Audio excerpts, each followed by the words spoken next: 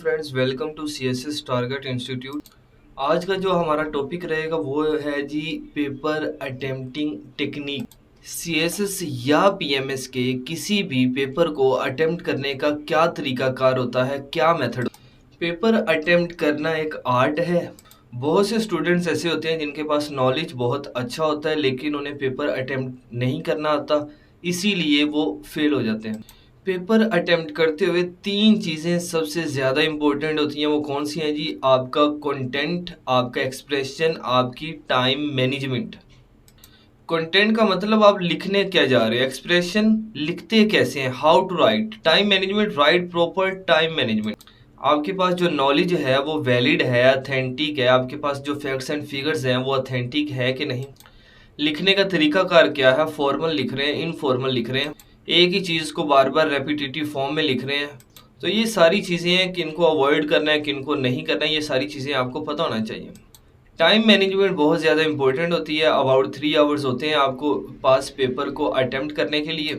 तो आप अपना एमसीक्यूज का टाइम निकाल के बाकी जो पेपर बचता है उसको 4 क्वेश्चंस पे या 5 क्वेश्चन जो आपसे पूछे गए हैं उस पर डिवाइड करें और ईच क्वेश्चन को प्रॉपर टाइम दें। ना जल्दबाजी करें और ना ही इतना लेट करें कि आपका पेपर कुछ क्वेश्चंस रहते हैं और आपका टाइम ख़त्म हो जाए।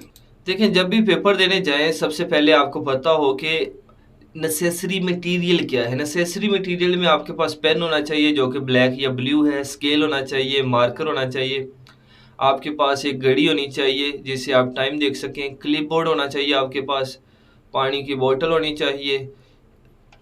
मोस्टली सर्दी हो या गर्मी हो, स्टूडेंट को प्रेशराइज की वजह से उस पर थोड़ा सा बर्डन होता है, प्रेशर होता है, जिसकी वजह से उसे स्वेट आना शुरू हो जाता है, उसके हाथ गीले होना शुरू हो जाते हैं। तो इसलिए पेपर आपका ख़राब ना हो तो आपको साथ टिश्यू पेपर भी रखना लाजमी है। सबसे पहले तो जब आपको पेपर मिले, पेपर को आपने उसकी असेसमेंट करनी है, पेपर को अंडरस्टैंड करना है। जैसे ही आपको क्वेश्चन पेपर मिले आपने क्या करना होता है कि जितने भी क्वेश्चंस हैं आपने उसे 3 कैटेगरीज के अंदर डिवाइड कर देना है, इजी, मैनेजेबल और टफ क्वेश्चन। कुछ क्वेश्चंस ऐसे होते हैं कि जो ट्रिकी बेस होते हैं, स्टेटमेंट बेस होते हैं, उन्हें समझने पे थोड़ा सा टाइम लग जाता है। जैसे ही आपने ये क्वेश्चंस को आपने चेंज कर लिया, 3 कैटेगरीज में डिवाइड कर लिया, तो जो इजी है उन्हें सबसे पहले करें, मैनेजेबल को उसके बाद करें और लास्ट पे आप टफ वन करें। आपका जो मेन फोकस है वो ये होना चाहिए कि एग्जामिनर की क्या डिमांड है, क्वेश्चन के अंदर वो क्या पूछ रहा है। आपका फोकस ये नहीं होना चाहिए कि आपको क्या आता है, आपका फोकस होना चाहिए कि एग्जामिनर की क्या नीड है। कुछ कमांड वर्ड्स होते हैं, लाइक लिखा होता है जी ये स्टेटमेंट है, कमेंट करें, ब्रीफली बताएं, एक्सप्लेन करें। जब आपको क्वेश्चन समझ आ गया, अब आपने रफ पेज पे जो लास्ट पे कुछ 1-2 पेजेस होते हैं उस पे आपने कुछ इंपॉर्टेंट पॉइंट्स लिख लेने हैं जो कि आपको पता हो कि हाँ, जब मैंने इसका आंसर करना है तो उसमें मैंने इन चीज़ों को लाजमी मेंशन करना है। आपने एक रफ आउटलाइन बना लेनी है, रफ स्केच बना लेना है लास्ट पेज पे जाके। इतना बड़ा बड़ा ना बनाएं कि आपके जो रफ पेजेस हैं 4 क्वेश्चन है और रफ पेज आपके 5-6 चले जाए, एक ही पेज पे सारा मैनेजेबल हो। लाइक जो भी आपकी आंसर शीट होती है उसका जो लास्ट पेज होता है उस पर आप हेडिंग दे सकते हैं रफ पेज है और नीचे आप अपना स्केचेस वगैरह बना सकते हैं। लाइक कोई भी क्वेश्चन हो उसमें जो सबसे इंपॉर्टेंट पॉइंट होता है वो उसका आप कह लें स्टार्टिंग पॉइंट, इंट्रोडक्शन होता है, फिर कंक्लूजन होता है, उसमें ऑब्जेक्टिव्स हो सकते हैं, रिकमेंडेशंस हो सकती हैं, उसके की पॉइंट्स हो सकते हैं, उसकी इंपॉर्टेंस हो सकती है, उसकी सिग्निफिकेंस हो सकती है, चैलेंजेस हो सकती हैं, वे फॉरवर्ड हो सकते हैं। ये पॉइंट्स हैं जो कि तकरीबन ईच क्वेश्चन का हिस्सा होते हैं। आपका जो आंसर हो उसके अंदर इंट्रोडक्शन होना लाजमी है, ठीक है। आपका जो आंसर है उसमें 3 से 4 मेन हेडिंग्स हो और बाकी आपकी सब हेडिंग्स हो। जब भी क्वेश्चन का एंड करें तो लास्ट पे analysis, conclusion, assessment, way forward, इन्हीं बातों पे आपने एंड करना होता है। अब क्रिटिकल एनालिसिस भी होता है। आप अपने पेपर के अंदर जो भी आर्गुमेंट दें आप उसको पहले डिफाइन करें। डिफाइन करने के बाद अपना आर्गुमेंट बताएं कि हाँ ये मेरा आर्गुमेंट है। आर्गुमेंट बताते हुए फर्स्ट पर्सन का कभी यूज़ ना करें कि आई, माई, मी, वी, ऐसे अल्फाज का इस्तेमाल ना करें कि मैं ये सोचता हूँ या सोचती हूँ, मैं ऐसा चाहता हूँ या चाहती हूँ, ऐसा नहीं है। आपकी स्टेटमेंट जेनेरिक हो। स्टेटमेंट जेनेरिक का मतलब यह है कि आप ये जो फर्स्ट पर्सन सिंगुलर है या प्रोनाउन है इनका इस्तेमाल नहीं होता, मोस्टली नहीं होता। आपका जो आंसर है उसमें कॉजेज, इम्प्लीकेशन और हिस्टोरिकल अकाउंट, जर्नल एक्सप्लेनेशन, जो भी आप आर्गुमेंट करें उसको फैक्ट्स एंड फिगर से प्रूव करें। एक आइडिया, एक पैराग्राफ। पैराग्राफ्स में बैलेंस होना चाहिए। अगर आपका एक पैराग्राफ 6 लाइन्स का, इट मीन जो आपका सेकंड पैराग्राफ है it should be also in a 6 lines. ऐसा ना हो पैराग्राफ इम्बैलेंस ना हो, लाइक आपका एक पैराग्राफ 6 लाइन्स का है और दूसरा 8 में जा रहा है। 8 तो एक्सेप्टेबल है, एक 6 में है, एक 10 में जा रहा है और एक 14 लाइन्स का जा रहा है। आपका जो इंट्रोडक्शन का पैराग्राफ होता है वो अबाउट 8 to 14 लाइन्स होती हैं, ठीक है। और जो वैसे पैराग्राफ होता है वो मिनिमम आपकी 6 लाइन्स होनी चाहिए। सिंपल है, एक पेज पे आप दो दो हेडिंग्स लेके आए तो आपका ये पैराग्राफिंग वाला इशू नहीं रहता। इम्पोर्टेंट क्या होता है, आपकी clarity in discussion, use simple words, ठीक है। फ्लावरी लैंग्वेज का यूज़ ना करें। ये ना हो कि आप अपनी तरफ से अच्छे अच्छे वर्ड्स जो आपने मुश्किल वाले यूज़ किए हैं, पढ़े हुए हैं, याद किए हुए, उनका यूजेज करें और आपकी ग्रामर मिस्टेक्स हो जाए। करेक्ट इंग्लिश लिखना लाजमी है। आपके जो फैक्ट्स एंड फिगर्स हों, स्टेटिस्टिक्स हों, वो करेक्ट होने चाहिए। रेलिवेंट एग्जाम्पल्स का भी यूज़ करें जो कि रियल वर्ल्ड हो। सबसे इम्पोर्टेंट पॉइंट ये है कि आप अपने पैराग्राफ में जो भी क्लेम कर रहे हैं, ठीक है, जो भी फैक्ट्स लिख रहे हैं, जो भी फैक्ट्स एंड फिगर्स हैं, आपके आइडियाज़ हैं, आपका ओपिनियन है, आपने उसको प्रूव करना लाजमी है। एग्जामिनर को, जो आपका पेपर चेकर है, उसको लाजमी कन्विंस करें कि आपका जो आर्गूमेंट है वो बिल्कुल ठीक है। सबसे पहले तो एक जेनेरिक स्टेटमेंट दें, जैसे कि ये एग्जांपल है, Pakistan is facing water shortage and food scarcity in the result of Indian dams construction. ये क्लेम है आपका। अब आगे वाली जो लाइन है आप बताओगे कि कितने परसेंट शॉर्टेज है। 20% है। 110 जो मिलियन है वो कोसिक कोसिक फीट जो है, जो डैम है, पानी आप कह लें उसमें स्टोरेज कैपेसिटी है जो कि बाकियों का तकलीफ का बायस बनेगा। 15% इन फूड क्रॉप्स वीट, ये आप कह लें शॉर्टेज है। ये जो डैम बना रहा है, बना कहाँ पे रहा है, झेलम रिवर पे, चिनाब रिवर पे। एक और एग्जांपल देख लेते हैं। जैसे ही आपने पैराग्राफ स्टार्ट करना है, आपने लिखना है जी, rapid increase of foreign debts of Pakistan putting extra pressure on domestic manufacturing and increasing inflation rate inside the country. ये आपने एक स्टेटमेंट दी। अब आपकी जो नेक्स्ट स्टेटमेंट होगी उसमें आपने बताना है कि $130 बिलियन जो है वो डेब्ट है, और जो डोमेस्टिक मैन्युफैक्चरिंग है वो 15% डिक्रीज़ हुई है 2021 और 2022 तक, और जो इन्फ्लेशन बढ़ी है वो 3.5% थी 21 और 22 तक। इसी तरह एक और एग्जांपल दी हुई है, आप देख सकते हैं। तो मैंने ये 3 पैराग्राफ की एग्जांपल्स दे दी हैं, जिससे आपको क्लियर हो गया होगा कि हाँ, पैराग्राफ का जो स्टार्टिंग लाइन होती है वो ऐसी होती हैं, ठीक है। और उसके बाद आपने इसकी सपोर्टिंग डिटेल्स में फैक्ट्स एंड फिगर्स लिखने होते हैं, ठीक है। आपने एक ही लाइन और लिखनी है, लाइक ये एक लाइन हो गई, इसके बाद एक लाइन लिखनी है इससे रिलेटेड, एक लाइन इससे रिलेटेड और एक लाइन इससे रिलेटेड, ठीक है। तो ये आपका एक पैराग्राफ बन गया, और जो लास्ट लाइन होगी वो इसी पैराग्राफ को आपने कंक्लूडिंग लाइन होगी, एक लाइन वो होगी। तो इस तरह से आपका जो पैराग्राफ है बहुत अच्छा बन जाएगा और एग्जामिनर को अट्रैक्ट करेगा कि वो इसको मार्क्स दे। इसके बाद है use specific jargons for particular subject, like आप पॉलिटिकल साइंस का एक क्वेश्चन को सॉल्व कर रहे हैं, तो इट मीन्स उसके अंदर फिलोसफर आएंगे, ठीक है, थिंकर आएंगे, तो आप उनका रेफरेंस दें, ठीक है, बुक रेफरेंसेस दें, ऑथर का रेफरेंसेस दें। इसी तरह आपने कोई रिपोर्ट पढ़ी है, कोई सर्वे रिपोर्ट, वो लिखने वाला जो पर्सन है, बुक है, उसको जो भी उसका ऑथर है आप उसका रेफरेंस दें। ये आपके मार्क्स को और बढ़ा देगा। लाइक आप लिख रहे हैं ह्यूमन राइट्स पे, ठीक है, और आपका जो टॉपिक है ये इंटरनेशनल लॉ से, यानी कि ये जो सब्जेक्ट है इंटरनेशनल लॉ से रिलेटेड है या यूएस हिस्ट्री से रिलेटेड है।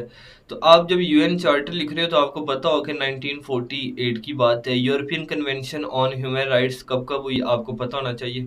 इसी तरह आप ह्यूमन राइट्स पे लिख रहे हैं, यूएस हिस्ट्री में आता है, तो आपको पता हो कि जो है 13th अमेंडमेंट थी यूएस हिस्ट्री में, ठीक है।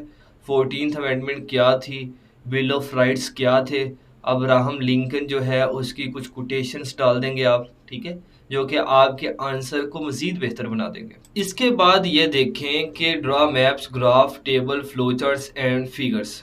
तो आपने जहाँ पे मैप रिक्वायर्ड हो बनाए, ग्राफ रिक्वायर्ड हो बनाए, टेबल रिक्वायर्ड हो बनाए, फ्लो चार्ट रिक्वायर्ड हो बनाए। अच्छा, ये इंपॉर्टेंट क्यों होती है? Like provide more information and clarity, ठीक है। Tell examiner that you know everything about answer, ठीक है।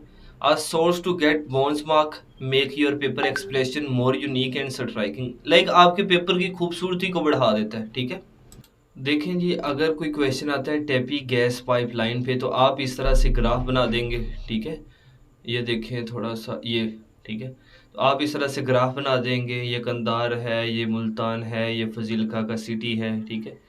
ये इस तरह से आप ये भी बना देंगे, नॉर्थ वेस्ट ईस्ट साउथ है जी। ये रूट ऑफ टैपी है जो आपको नज़र आ रहा है रेड लाइन में। अगर टैपी पाइपलाइन के बारे में पूछा जाए तो लेंथ क्या है, इनैगुरेशन कब हुई, कॉस्ट कितनी थी, कंट्रीज कौन कौन से हैं, कंप्लीशन कब का सोचा हुआ था, सप्लाई ड्यूरेशन, ठीक है। और ये इस तरह से आप बना सकते हो ग्लोबल कार्बन डाइऑक्साइड एमिटर्स, ठीक है। इस तरह से टेबल बना सकते हो, इस तरह से टेबल बना सकते हो। तो ऐसी चीज़ें आपकी जितनी मैक्सिमम होंगी क्वेश्चंस के अंदर, उतना ही क्वेश्चंस आपका क्लियर होगा। ऐसा नहीं है कि ईच पैराग्राफ में आप इन चीज़ों को डाल दें। एक पेज पे ग्राफ नज़र आए, एक पेज पे कहीं टेबल नज़र आए, फैक्ट्स एंड फिगर्स नज़र आए, फ्लो चार्ट नज़र आए, इस तरह से क्वेश्चन नज़र आएगा तो आपके मार्क्स मैक्सिमम मिलेंगे आपको। ये इस तरह का ग्राफ भी आप बना सकते हैं। इसके बाद जो इम्पोर्टेंट पॉइंट है वो है जी maintain a balance in all attempted questions, ठीक है। एक क्वेश्चन आपने 7 पेजेस का किया तो दूसरा भी 7 पेजेस, तीसरा भी 7 पेजेस, चौथा भी तो इस तरह से ये बैलेंस रहेगा, ठीक है। एक 8 पेजेस का किया है तो दूसरा भी 8। हाँ, कोई एक आधे का पेज कम हो जाता है उसका इशू नहीं होता। आप जो फ्लो चार्ट बना रहे हो, मैप्स बना रहे हो, ग्राफ्स बना रहे हो, एक लाइन के अंदर 6 to 7 वर्ड्स लिखें for a better expression and calculate the words easily. खैर, वर्ड्स को काउंट करने की ज़रूरत नहीं होती, लेकिन ये है कि एक अच्छी लाइन के अंदर 6 to 7 वर्ड्स ही होते हैं। नेक्स्ट पॉइंट देखें, don't leave too much spaces in answer sheet. Answer sheet should be full of words, ठीक है। एक पैराग्राफ के बाद कोई एक लाइन छोड़ देते हैं तो ठीक है, ठीक है। अदरवाइज ठीक नहीं है। ये देखें, लेफ्ट और राइट की एडजस्टमेंट होनी चाहिए। शीट इस तरह से दिखनी चाहिए। इस तरह की शीट अगर दिखेगी तो वो एक्सेप्टेबल नहीं है। लाइक लेफ्ट और राइट से एडजस्टमेंट हो, ठीक है। अब यहाँ पे देखें, फर्स्ट लाइन पे आपने 2-3 वर्ड्स की स्पेस छोड़ के आगे से लिखना शुरू किया, ठीक है। या लेफ्ट एडजस्टमेंट नहीं है या राइट एडजस्टमेंट नहीं है, दरमियान में आपने 2-2 लाइनें छोड़ दी, लास्ट पे जब पैराग्राफ एंड हो रहा है तो लाइन छोड़ दी। हेडिंग, जो पैराग्राफ है नेक्स्ट पेज पे आना है, हेडिंग आपने उससे प्रीवियस पेज पे दे दी, तो ये सारी चीज़ें एक्सेप्टेबल नहीं होती। नेक्स्ट है जी, पेपर शुड बी रीडेबल। आपकी जो राइटिंग हो वो नीट एंड क्लीन हो, इतनी अच्छी हो कि पढ़ने के काबिल हो। ज़्यादा से ज़्यादा आप अच्छा लिखने की कोशिश करें, कहीं पे स्मजेस यानी कि मिस्टेक्स ना करें पेपर से। वो आप जो वर्ड्स आपके गलत हो जाते हैं आप उसको मिटा देते हैं, वो ना करें, ठीक है। उसको पेपर आपका रीड करने में जितनी आसानी होगी, ठीक है, जितनी डिस्टर्बेंस उसे नहीं होगी, वो उतने आपको ज़्यादा मार्क्स देगा। राइटिंग ऐसी हो कि पढ़ने के काबिल ना हो, ठीक है, दिखने में अच्छी हो लेकिन पढ़ी ना जाए, तो ऐसी राइटिंग भी नहीं रिक्वायर्ड। राइटिंग का अच्छा दिखना सिर्फ ज़रूरी नहीं है, राइटिंग का अच्छा दिखने के साथ पढ़ने के काबिल हो, पढ़ी जाए। डॉक्टर्स टाइप राइटिंग नहीं होनी चाहिए। नेक्स्ट देखें जी, use bright ink pen, draw margin line, ensure text alignment. ऐसा पेन ना हो जो फीका लिखता हो, या ऐसा पेन ना हो जो इंक छोड़ता हो। तो देखें जी, अलाइन टेक्स्ट देखें, लेफ्ट और राइट पे एडजस्टमेंट कंप्लीट है। और ये क्या है जी, जिगजैग टेस्ट। यहाँ पे क्या देखें, एक लाइन यहाँ से स्टार्ट हो रही है और जब राइट साइड पे आती है वो आपके पेज का जो मार्जिन लगा हुआ है उस पर एडजस्ट नहीं हो रही। मार्जिन के इनसाइड लिखना अलाउ नहीं होता। ये जो आपको राइट साइड पे नज़र आ रहा है जिस पे क्रॉस है, तो ऐसा जो पेज की लाइंस है ऐसी नहीं होनी चाहिए, ठीक है। कि लाइक राइट और लेफ्ट से अलाइनमेंट ना हो, ठीक है, कोई लाइन वहाँ पे ख़त्म ना हो रही हो, ठीक है, दरमियान में 2-2 लाइनें ना छोड़ी हों, ठीक है। ऐसी फॉर्मेटिंग नहीं चाहिए। आपके पेपर में किसी तरह की कोई ख्यालाती बातें ना हो, ठीक है, इमोशंसलेस बातें ना हो, ठीक है। जो भी बात करें टू द पॉइंट करें, एग्जैक्ट इन्फॉर्मेशन होनी चाहिए, ट्रू होनी चाहिए। आप ये वहाँ पे ऐसे अल्फाज ना शो करवाएं कि हाँ मेरी थिंकिंग ये कहती है, ठीक है, ऐसा पॉसिबल है। फॉर एग्जांपल मैं अगर कहता हूँ कि हाँ जो सी पैक है ना 2028 तक हो जाएगा, ठीक है, तो मैं आगे यानी कि ऑपरेट होना स्टार्ट हो जाएगा इसका, ये काम करना स्टार्ट हो जाएगा, या आप इसी वर्ड्स में कह सकते हैं कि फंक्शनल हो जाएगा, ठीक है। तो मैंने पॉसिबिलिटी बताई और साथ ही मैं बता दूंगा कि हाँ एससीओ की 2024 के अंदर समिट हुई, पाकिस्तान के जो वजीर आजम थे वो चाइना के वजीर आजम से मिले और वहाँ पे उन्होंने कहा जी इसको तेज़ी से हमने जल्दी से कंप्लीट करना है फेज़ 2 को, इसलिए ये ऐसा होगा, ठीक है। मैं साथ जो क्लेम कर रहा हूँ, जो पॉसिबिलिटी अगर मैं बता रहा हूँ, साथ उसको प्रूफ भी करना है, ठीक है। अच्छा ये एग्जाम्पल देखें, लिखा हुआ है जी Muslim countries give top priority to brother Islamic countries for investment and trade on the basis of common religion, ठीक है। ये इरेशनल स्टेटमेंट है कि मुस्लिम कंट्रीज तो टॉप प्रायोरिटी देते हैं अपने जो इस्लामिक कंट्रीज है, ठीक है, लेकिन इन्वेस्टमेंट और कॉमन रिलीजन की बेस यानी कि कॉमन रिलीजन की बेस पे वो ये इन्वेस्टमेंट और ट्रेड को अहमियत नहीं देते। तो फिर क्या है जी, Muslim countries do trade and infuse investment according to their economic and national interest, ठीक है। तो वो अपने मुआशी हालात को देखते हुए, वो अपने मुल्क की नीड को देखते हुए डिसाइड करते हैं कि किसके साथ पार्टनरशिप करनी है, कि कहाँ पे इन्वेस्टमेंट करनी है, किसके साथ ट्रेड करनी है, ठीक है। इसके बाद है आप जो भी क्वेश्चन को अटेम्प्ट करें उसमें लॉजिकल ऑर्गेनाइजेशन होनी चाहिए, लाइक सीक्वेंस होना चाहिए, ठीक है। ऐसा नहीं होना चाहिए कि आपने इंट्रोडक्शन लिखा और डायरेक्ट ही आप रिकमेंडेशन देना स्टार्ट हो जाएं, चैलेंजेस देना बताना।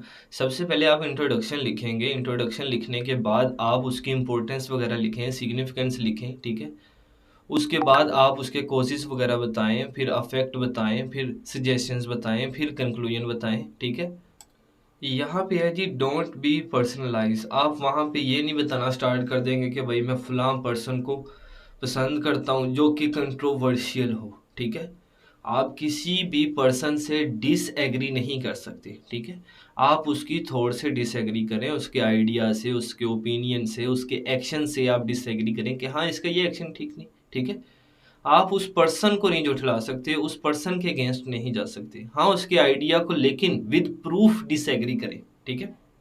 इवन के महात्मा गांधी के लिए भी यही अल्फाज हैं, लाइक ये एग्जांपल दी हुई है जी, Mahatma Gandhi always presented himself against Muslims of India due to his personal bitterness with Islam, due to his extremist Hindus ideas, he was against the partition।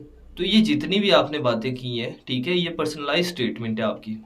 अच्छा ये वाला पॉइंट बहुत इंपॉर्टेंट है, take balance in negative and positive points or arguments, ठीक है।